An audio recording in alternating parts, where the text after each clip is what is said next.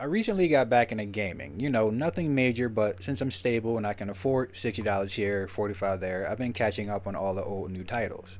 Skyrim, surprisingly overrated. Fallout franchise, dope, especially New Vegas. Resident Evil, meh, it's just a puzzle game with some jump scares mixed in. And I hadn't played Tekken since 4, and it turns out I suck now. Like I'm getting washed on medium difficulty. But there are two games that have become major obsessions, and if I'm not playing one, I'm usually playing the other. Cyberpunk 2077 and Baldur's Gate 3. Both games scratch that itch in a perfect way. Character design, storytelling, combat, and something I didn't realize would be a big deal because I hadn't gamed a lot and I didn't know it was a thing, romance. I mean, I knew you could romance characters in Sims, and I'm familiar with Commander Shepard's spitting game, but nothing as rich as this. So, after 8 months and a combined 1100 hours of playtime, yeah, I have a problem. I can't keep the romance angle out of my mind because both games had an opportunity to showcase how a couple can build a relationship in the face of disaster, and one game does it so much better. There's a line between trauma bonding and romantic courtship, and that distinction can lead to a more nuanced understanding of how romance is depicted in media. And before we get into it, if you haven't already, please consider subscribing to the channel. Also, special thanks to my Patreon members, their names should be on screen now. My Patreon members get all my videos a couple days early and ad-free, including this one, which is uploaded and includes extra game footage and some thoughts that may be a little too raunchy to keep this video monetized. Lowest tier is $1, link is in the description. Good morning, Night City! Yesterday's body count lottery rounded out to a solid and sturdy 30! Now, Cyberpunk and Baldur's Gate are both open-world RPGs. For non-gamers, that means role-playing in an open terrain. Within reason, you can do whatever you want in between missions. Get into your characters' backstories, explore the world around them, and if the developers did it correctly, you should feel a sense of immersion and develop a bond with these characters similar to any good piece of media for that matter. In Cyberpunk, you have the fictional place of Night City, a futuristic combination of San Francisco and Los Angeles mixed in with a few other locations. Taking place in the year 2077, you play as the character V. There are 3 chosen life paths you can choose from as your base character's background, but they aren't really relevant to this discussion. What you need to know is that your character V is a mercenary. Your goal is to make it big as a hotshot in the criminal underworld. Skipping through a bunch of nerdy stuff you probably don't care about, and if you do, you probably already played the game. Your character is on a job that goes wrong, gets a dome piece, and is revived by a tech haunted by the ghost of evil Keanu Reeves. Now you're on a race against the clock to get the busted tech out of your head before your mind is taken over by the personality that's stored in the tech, or you die a very slow and painful death. Your V character can look any way you want, at least within these 2 body types. You can modify anything from eye color, tattoos, hair, skin tone, genitals. Sometimes I'm a cis woman, sometimes trans, sometimes dude V. But you only get a choice of he or she pronouns, and your gender only matters in 2 ways. Your personal headcanon, the backstory you create for your character that isn't part of the story beats that are already built in, and the other way it matters is in who you can romance. There are 4 different characters V can choose to romance in Cyberpunk, 2 male and 2 female. Now, only the female love interests are available as part of the main storyline, so that's what I'll be focusing on, primarily the character of Judy Alvarez as romanced by Miss V. Like V and every other character with more than 3 lines in Night City, Judy is shaped by trauma, smothered by the city, and forced to reckon with the balance between morality and survival in Night City.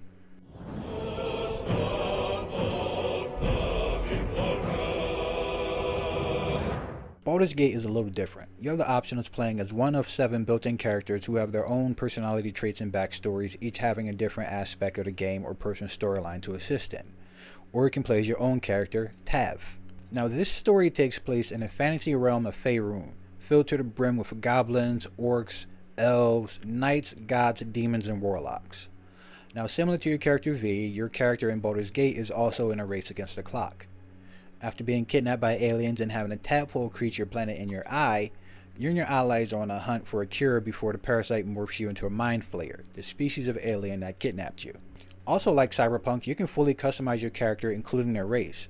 Gnome, elf, tiefling, Githyanki, which are like lizardy Klingons, humans, yada yada. You can also choose your gender here, and the game allows for he, she, and they pronouns, which is kinda dope, but outside of pronoun choice and your headcanon, your gender presentation doesn't matter. When it comes to in-game romance, your character can attempt to romance any of the other companions as any gender, and I actually have mixed feelings about that, but I'll get into it later. Now I'll be playing as my own created character, and for this video, and let's be honest, 2/3 of my playthroughs, I'll be romancing the character of Karlach Cliffgate. Karlach, on top of having a mind flare parasite that's in all of your brains, also has an infernal engine for her heart, basically a power-up that works pretty well but overheats her the longer she stays on Earth. That's kinda important going forward. And as you'll see going forward, in Baldur's Gate as compared to Cyberpunk, the companions are better defined and have far more agency and depth. Trauma is present, but it's not all consuming. Now it's because I've played these games so many times that I bridge the connection between trauma bonding and romance as depicted in these two titles. Now I can pick any of the companions or love interests in these video games and bridge the same points, but I'm going to focus on Judy and Karlach because of the dual nature of trauma and the search for intimate connection wound in both of their stories.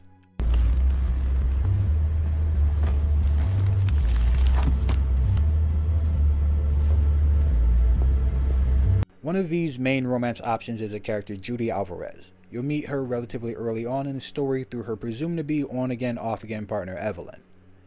And again, content warning going forward for violence, essay, also spoilers for 2-year-old games. Now as I mentioned earlier, your character of V is a low-level mercenary. You and a friend are hired by Evelyn through an intermediary to steal a fancy piece of tech from the son of the head of the largest corporation in the world. And it's important to note that these companies govern themselves and can literally do whatever they want. Now the heist turns into a shit show almost immediately.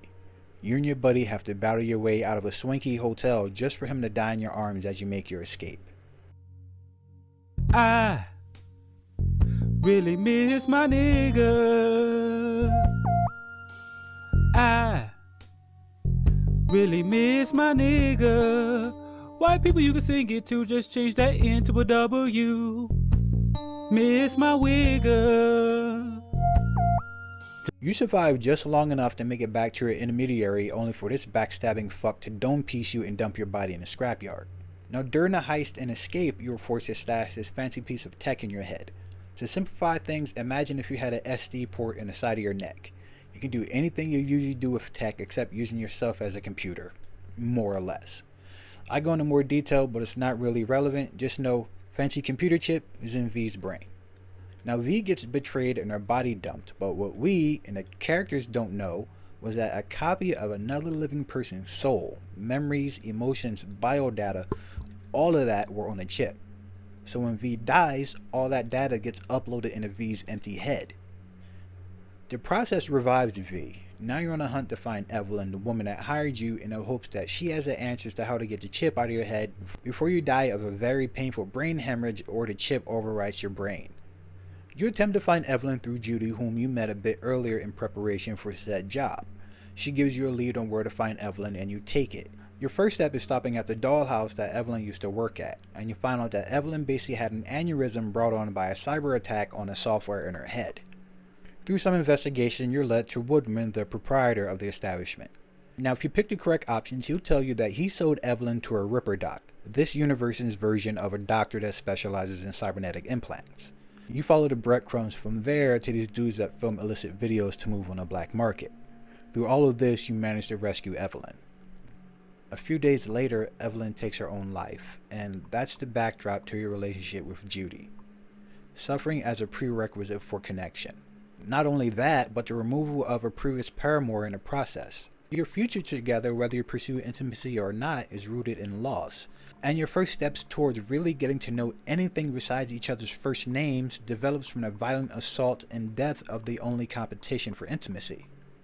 And V not only attempts to rescue Judy's love interest, but is there for the rest of what should have been Judy's healing journey. Early relationships with caregivers help shape our interpersonal expectations. These initial bonds set in motion automatic and often unconscious processes that provide the foundation for schemas that outline how we relate to others throughout our lives. Now let's expand that a bit to include new relationships and caregivers as those who do a service in one's time of need. And I think that coming in contact or forging a relationship with V may have been one of the worst things that could have ever happened to Judy. Not to mention the possibility of this trauma resulting in psychopathology, including PTSD, that is completely overlooked. Plus, this feels like a case of hero worship more than a true connection that two people would develop. And hero worship is exactly what it sounds like. To condense down a bunch of jargon, is worship or infatuation with someone who saves your life or does a good deed. And as we'll be getting into in a bit, not only is the payoff lacking, but the overall development of these dynamics occur in a way that I don't think was malicious, but definitely has its missteps that could have been avoided with some more competent writing. Switching over to Baldur's Gate for a second, you can meet the character of Karlach 3 different ways. Through Will, a companion who is tasked with hunting down Karlach, through a team of mercenary assassins who send you after Karlach by telling you she's a devil from hell bent on destroying the coast, or you can wander around until you find her like I usually do. But let's say you meet her through Will first. Like yourself and every other companion, he has a parasite in his head. You meet him pretty early on doing a bunch of heroic stuff, so it's implied that he's someone who's honorable. After seeing how well you handle yourself in a brief fight that happens earlier, Will asks for your assistance in hunting down Karlach, and then together you'll continue looking for a cure for the parasite that's in your brains. This serves as your incentive to stick together. Now, he is a warlock. His magic powers come from a pact he made with a Hellion patron, powers for soul. Now, this patron sets Will on Karlach by telling him that she's an escaped devil from hell. One horn, the stink of Avernus, advocatus diaboli. Now, you have a rough idea of where to search for Karlach on a map, so you'll mob up and you go into the woods ready to fight some badass devil. And she's a baddie, but not evil. Unless you launch an attack against her, you'll trigger a cutscene where your character will learn that she's not a devil, but a tiefling. If I tried to explain tieflings in details, your brain would melt. So just know it means they have some devil ancestry, but for the most part, they're like humans. For the most part. The fine details aren't that important. But because tieflings have some physical traits of devils, it's easy for some to be misled about tieflings' intentions or overall ethics and morals. And Karlach, with your help, de-escalates the situation so that no one gets killed. And in the dialogue, you'll learn that while yes, she was a soldier in hell, and quite frankly pretty good at it, she was actually forced to battle as a frontline soldier in these various demonic skirmishes. You see, Karlach used to work as muscle for some posh prick in the city, and everything was going good until one day he sold her to a devil who kidnapped her and put her to work in hell. Not only that, but this is where your character learns that those assassins are pretending to be holy knights out to exterminate Karlach, and she asks for your help in wiping them out. Now, one of the pursuers makes the mistake of taunting Karlach, essentially saying that her captor in hell will get her back. Avernus was never my home. It was my prison. I'm free now, and I'm never going back! This initiates the fight. Always take out the paladin first, it'll save you a headache. Now, after the fight, Karlach is riled up and she smashes the plates to bits, and so hot. Sorry, thirsty moment. Anyway, at this point, she'll reveal that she has an infernal engine for her heart, a Hellion piece of tech that serves as a power-up. Hear that? Infernal engine for a heart. Lets me burn as hot as the hells. Now, like your introduction to Judy, it involves you, the player, as the protagonist in a story where you're on a race against the clock. But one of your options for a romance, should you choose to do so, emphasizes her strength and independence, and as you'll see going forward, trauma may have shaped her, but it doesn't define her. And unlike Judy, death of a loved one is not a precursor to courtship. You and Karlach as characters are incentivized to keep helping each other out. And for those who played the Cyberpunk game, I'm not overlooking Panam, I'll get to her in a bit. But let's compare Judy and Karlach as we know them so far. Judy has just lost someone close to her and is devastated. Karlach has just escaped literal hell. But by having one take a more prominent role in the initial conflict, the character comes off as more complete. Yes, Judy gives you a lead to find Evelyn, but your character does all the legwork. You're responsible for parsing out the clues and for the most part taking out the bad guys in the process. Whereas Karlach is like, hey, I got some beef. You help me, I help you, everybody's happy. It's action versus reaction. But I would be remiss not to acknowledge that the world of Cyberpunk is one of tragedy, so the tones tend to be a bit more somber and toned down. But even accounting for that, the differences between the character writing is stark, and we haven't even gotten to the juicy bits yet.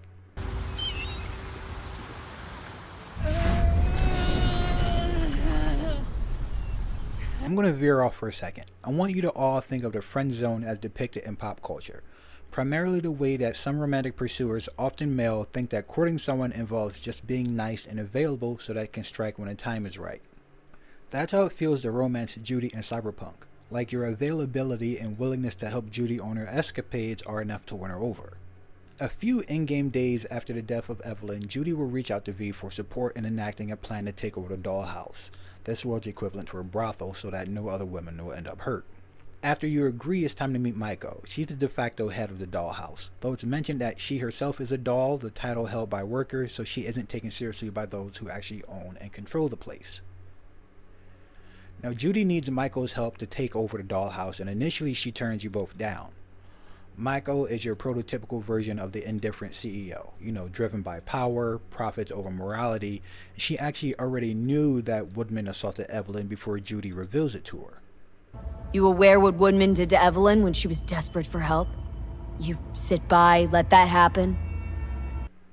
She spouts a bunch of blah blah, no happy endings for dolls, nothing real. But if you saved Woodman, or rather opted not to pummel him in his office when you initially meet him, Maiko will set him up, telling Judy and your character that Woodman will be on the maintenance level alone. You have the option of letting it go, but who is really picking that option? So after we off Woodman, there's a somber moment in the elevator where Judy admits that she doesn't feel any better, that she thought there would be some relief or sense of satisfaction from Woodman's death, but it only ends with her feeling hollow. This becomes a second emotional beat for your relationship with Judy. Now on your way down to the maintenance level, it's revealed that Judy and Maiko used to date, so keep that in mind going forward. But first you're introduced to Judy through Evelyn, and it's implied that she and Judy have an on-again, off-again relationship. She dies, and that makes one obstacle down. Then you met Maiko, and only afterwards you learn your first bit of trivia about Judy. One little tidbit about the personal life of someone the game wants you to romance. Another couple of in-game days later, and Judy will call you saying that Maiko has agreed to help and that you are all meeting to go over the plan. Guards and tiger claws in and around will overpower, take down, disarm, escort them out. Clouds will be ours. After you go over the plan, your V will have a bout of dizziness and Judy will offer a couch to V. If you accept, when you wake up, Judy will have already left for the day and you can take a few moments to look around. If you're playing as Lady V, the passenger in your head, evil Keanu, mentions that he can tell that you and Judy are into each other. Chick's got taste. Except for one thing. And what's that? Way she looks at you. Don't pretend you haven't noticed. Makes you all mushy inside. I can feel it. And that's the first real hint that the game gives you about the potential for real romance. Judy sends a couple of text messages that could be considered flirty, but she'll send those to either V you play as. A few days later, the plan is complete and your makeshift team raids the dollhouse. Naturally, Mrs. Business First screws over the team in an attempt at power grab, and regardless of the options you pick, it will result in a fight between you and the men who really control the dollhouse, and your character dispatches them. You confront Maiko for her treachery, and pissed that the meeting didn't go the way she wanted, she'll attack V as well. Matter of fact, I do. Either you walk away and never come back to Clouds, or I end you here and now. I see you got everything planned out, but you forgot just one thing. I've also got a doll chip. All right, V, get out of there. After dealing with Maiko, you escape the building, and it triggers a cutscene where Judy talks to you about the plan ultimately being a bust and regretting putting your trust in Maiko. If your V is female, Judy would give your character a kiss on the cheek before departing. Thank you. That's how the initial intimacy between you and Judy begins. The death of one potential partner, the trauma of offing her abuser if you choose to go that route, a violent takeover, then dispatching her previous paramour. Before I continue, I want to pivot to the other main romance option in Cyberpunk, the character of Panam Palmer.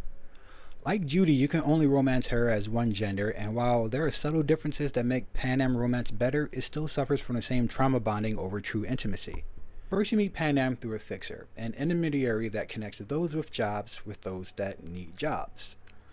And your first beat with Panam comes after you off her previous business partner, and you have the opportunity to flirt with her. She turns you down, but it's the first inference that you can pursue Panam as a partner. I think it best to rent rooms here, just to stay in the area. We'll get to work around midnight. It'll help keep us out of sight. Agreed? Maybe we rent just one room. Good idea. Noah has 2 twin beds in every room. We'll save some money. Okay, I won't insist. Separate beds. Got it. You go on your job together and one of Panam's people gets killed. It's implied through conversation that he and Panam had a close bond either as friends or lovers. So that's violence as a precursor for 2 relationships in the city and 2 previous paramours done away with. But this relationship veers away from the Judy fuckery in one big way. When romancing Panam, your character has various opportunities to interact with her family. You go on missions together for the sake of said family, and when the head is kidnapped, your V goes on a mission to free him. In this sense, Panam is more of a participant and less of an observer. After you make your grand escape from rescuing her kidnapped homie, you end up in this abandoned home. Your character flirts with Panam again, though it's important to note that most of these interactions occur regardless of the gender you choose to play as. But if you play as a male V, Panam will kiss you in the morning. And that right there is 2 of your main romances controlled by trauma. Even when an NPC is given agency and there is communication between them of a shared romantic interest, it's still predicated by hyperviolence, the loss of a paramour or at least a close and personal friend, more violence, rescue of a loved one from certain death, and a quick kiss. An initiation of more intimacy is predicated again by near loss. But the final mission involves going scuba diving with Judy, and it's revealed that the area they're exploring is actually where Judy grew up.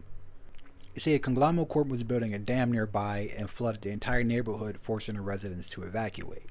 It's a somber moment as you look over what used to be Judy's life. A local burger joint, old toys, a church, and it's at the church where your character almost dies. And after having a seizure underwater, Judy manages to get you to shore. To continue the romance, agree to spend a night with her in an old shack near the lake's edge. As you 2 set in for the night, there is one final burst of trauma. Now I'll skip past this part because it's not that important, but as part of your dive with Judy, you are both wearing devices that allow you to share emotions and view things from each other's perspective. Now your character is fixing a generator when you end up overhearing a traumatic thought that Judy was having. One of her final conversations with Evelyn before everything went wrong. Speaking of harm's way, you know what I see looking at you? Walking, talking corpse. Power's up. You go that route, City'll always win, so be careful. Shit. As you try to console Judy, it's revealed that her big plan for taking over the dollhouse ultimately failed. The big scaries took over the club again and one of your co-conspirators has died. But with tears in her eyes, Judy says she was avoiding telling you because she wanted the day to be just about you 2 together, and she leans in and kisses you. I didn't want to tell you. Wanted this to be just our day. I wanted. It is ours. And that's basically it for your romance arc in Cyberpunk. Your character will exchange a few text messages and you'll set up a little date at your character's apartment, but that's the extent of your relationship. 2 dead exes depending on whether you choose to knock out Micah or kill her. A violent raid that ultimately ends up with causing far more harm than good. A date that nearly ends in your death, and some cute cutscenes for later. There isn't any real romantic entanglement outside of completing favors. A leads to B, B to C. It's very linear and a lot is lost because of it. Let me compare the side quest nature of Cyberpunk to the approval system of Baldur's Gate. As you interact with various companions and side characters, you'll be given a few dialogue options that can dictate the pace or complexity of intergroup dynamics. As I mentioned briefly a bit earlier, you can meet the character of Karlach in a couple different ways, and when you do, you have the option of assisting her or ignoring logic and attacking her. But in this scenario I've already established, we team up with Karlach and later herd on some paladins. Afterward you learn about that infernal machinery, basically a power-up where her heart used to be. The problem is, it's not designed to function outside of hell. It overheats so much that she bursts into flames and can't actually touch anyone or she'll burn them. Let's try and understand the tragedy of that. 10 years without touch because, as she explained it, she wouldn't get near a devil. And when she finally makes it home, she still can't touch anyone because she'll burn them to charcoal. This is a woman looking at death everywhere she turns.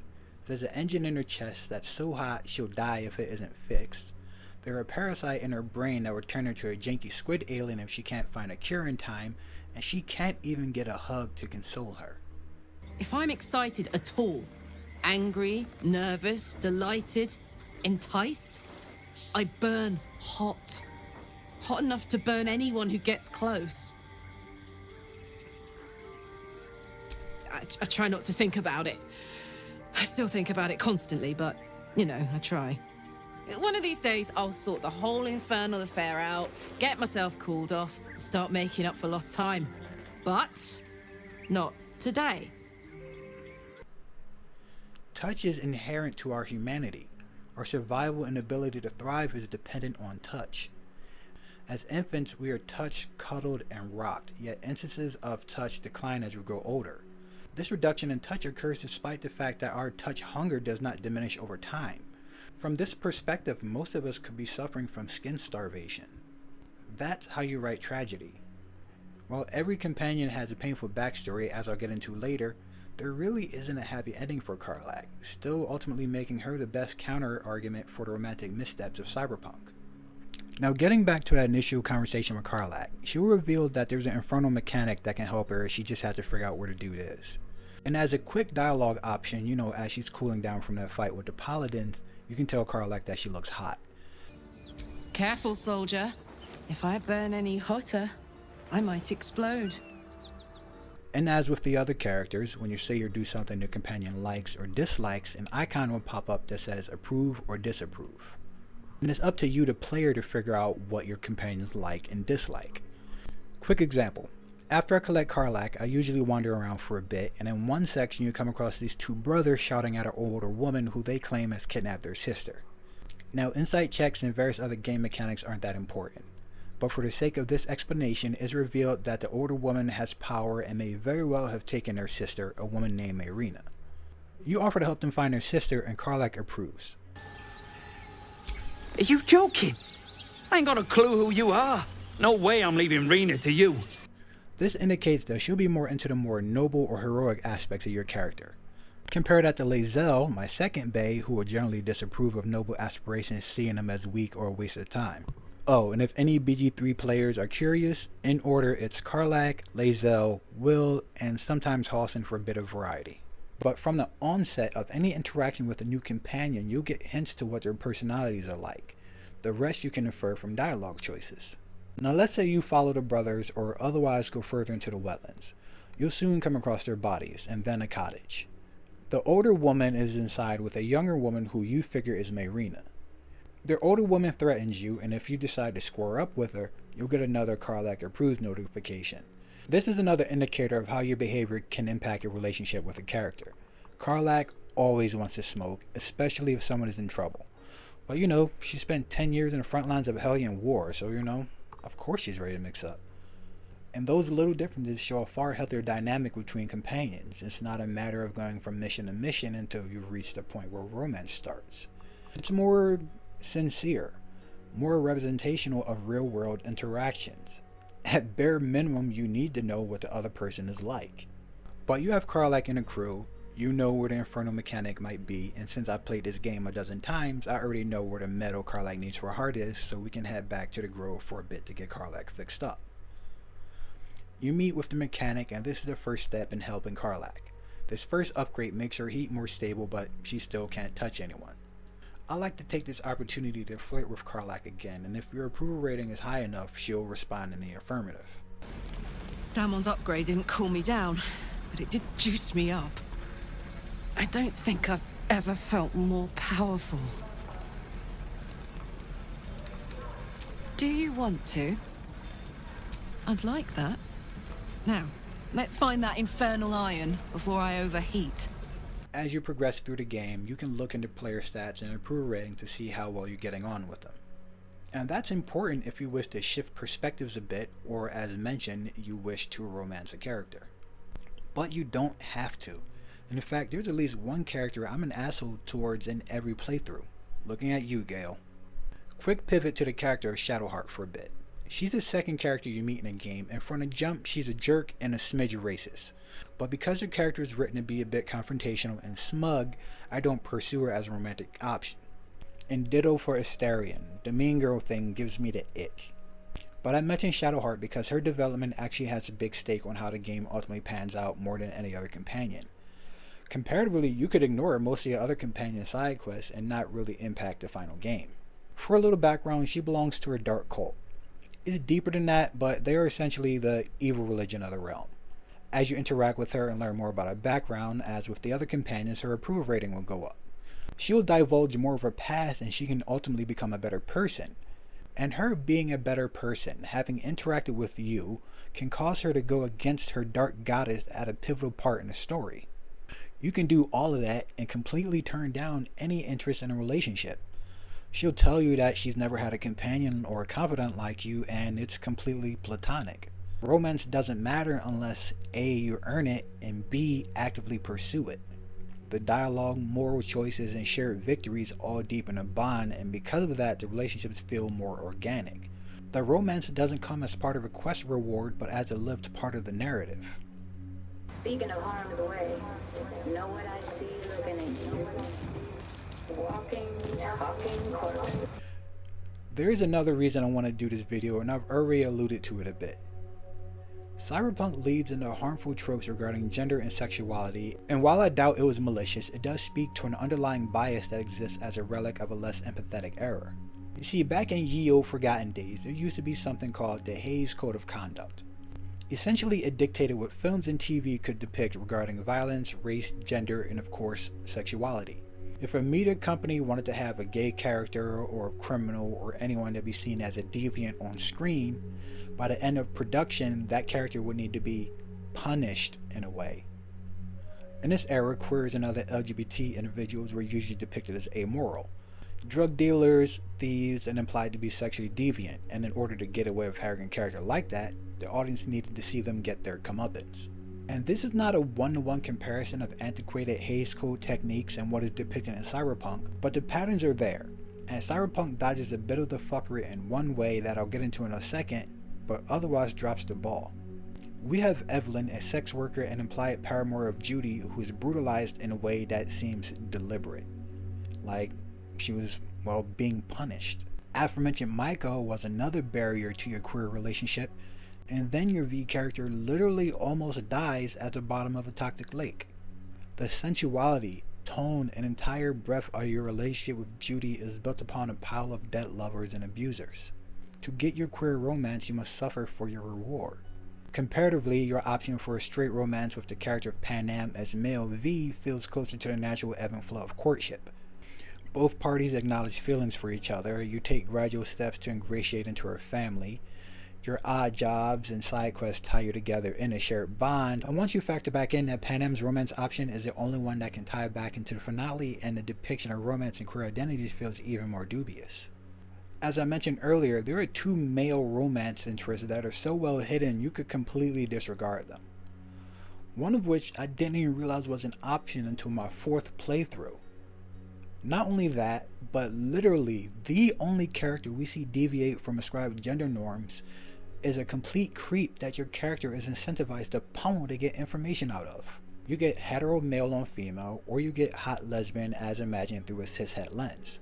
The only thing that keeps it from being full on messed up is the fact that the NPCs have a locked in gender preference. You can only romance Judy as V with a feminine body and pronouns, and you need a male body and pronouns to romance Panam. And while there are mods that allow your character to romance your love interest as either gender, it kinda detracts from the characters as written. Plus, romancing a queer Judy after her 2 female exes are gone as a male would be hella sus. Don't get me wrong, I'm pansexual, and especially in video games, I like to play with gender presentation, and as we'll be getting into in Baldur's Gate, having pansexual romantic options allows for more variety in playthroughs. But that's not how the real world really is. And when a character is written with a backstory that acknowledges that queer identity, straightening them out would detract from the part of that storytelling that makes it feel for the sake of player engagement. Now, as stated, Judy is a lesbian. This is made even more obvious in a final mission for romancing the character. You take your little scuba trip, and as you venture through what used to be the neighborhood, you come across this old doll. This isn't yours? Poor thing. Been here all alone for 20 years. So it is yours? No. It was Jenny Chapman's. I want a stupid doll, but will you kill belonged to a childhood crush of Judy, and as you continue looking around, you come across a church and head inside. Judy will then share a memory of being alone in a church and shouting to hear the echo of her voice reverberate through the building. And she comments that the noise scared her, like the guilt of her crush weighing down on her. Then I screamed at the top of my lungs to check the acoustics.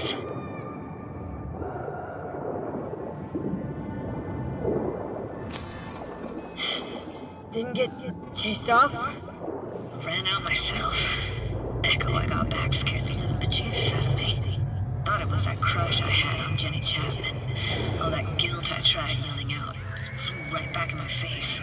You see, that guilt, that crush, and that town is a part of the character in a way that is completely disrupted the moment you add a male partner into the mix.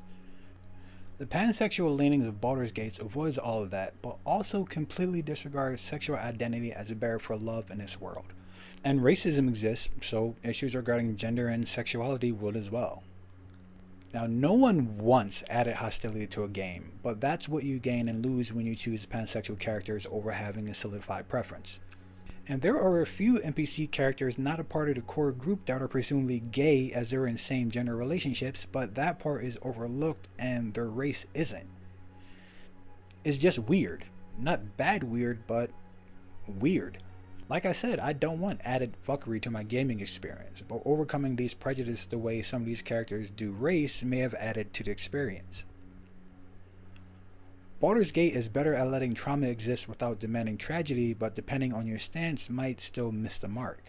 Now, I actually picked Karlach as a Baldur's Gate companion for another reason. Aforementioned pansexual identity, because Samantha Bayhart, the actress who does the voice for Karlach, is also pan, and in interviews has stated that she tried to tie that into the performance. This exploration adds immersion to the game. Karlach feels queer. So does Shadowheart sometimes. Definitely a Astarion. But again, he's a prick, so no loving for the brooding vampire. Everyone else feels like a blank slate to imprint on. While the companions will have intimate encounters with your character, Karlach's dialogue implies either a male form that's okay with penetration, or a queer sign of intimacy as the core companions are presumably cisgender. I want to touch you as deeply as you can be touched. I want you to be mine, completely. And sure, not my average cup of tea, but what Muscle Mommy wants, Muscle Mommy gets. Say it loud. I'm yours, Karlach. My name sounds so good in your mouth. The last point I want to make is narrative payoff. Judy's romance can feel a little hollow depending on the ending you choose. There are 7 different options for how to end a game, and most have slightly different results in your relationship with Judy, but for the sake of brevity, I'm going to focus on the star ending and the tower. Now mind you, there is no happy ending, but there is one that's deemed to be the best by players, and that's for the character to get assistance from Panam in the final battle and to leave with her family at the end. And if you romance Judy at the end of your final mission, she'll be waiting with Panam's family for you all to depart Night City. And as the credits roll, there's a cute cutscene that takes place in the near future that shows her leaving a message for your character. And I mean, it's sweet, but it's clear that's attacked on endings specific for female V and not connected to anything else thematically. And if you haven't romanced Judy or played as male V, she'll still send you a message, but she'll be out in Oregon somewhere living in peace. Now, as part of your character's journey to find a cure, you come across these government types that claim that they can fix you up. Yada yada yada, you complete the mission, pass out on your way to get patched up, and when you finally wake up, it's 2 years later. The world as you know it is gone, including Judy. And you call her to catch up and let her know that you're okay, and she states that she waited around for months before she finally gave up and left Night City for good. Really sorry, V. I hope you figure it out. Get yourself set up again.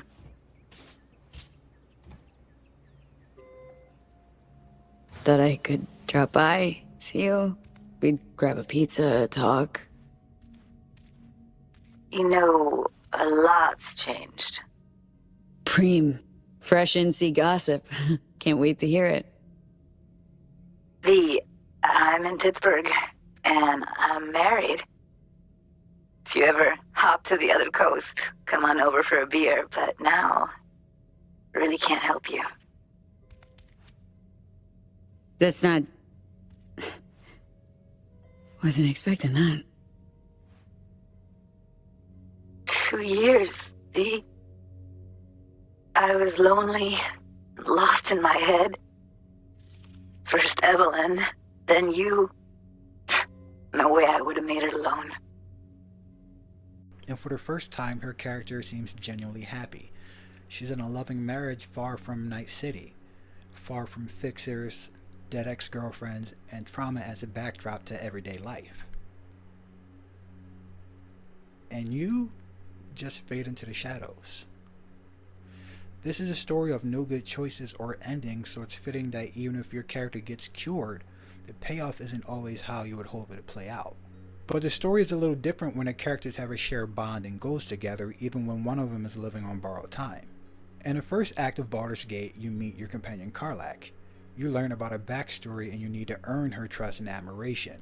This is also where you encounter your first barrier, which is an inability to touch each other.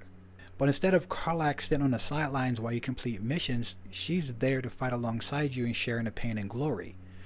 Together, you hunt for the pieces of metal that could prolong and improve her life.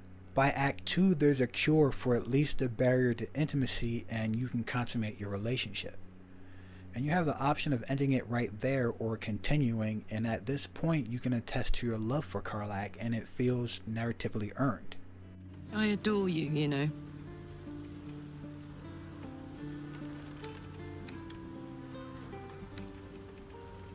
I love you too! Oh my god! I've been dying to say that.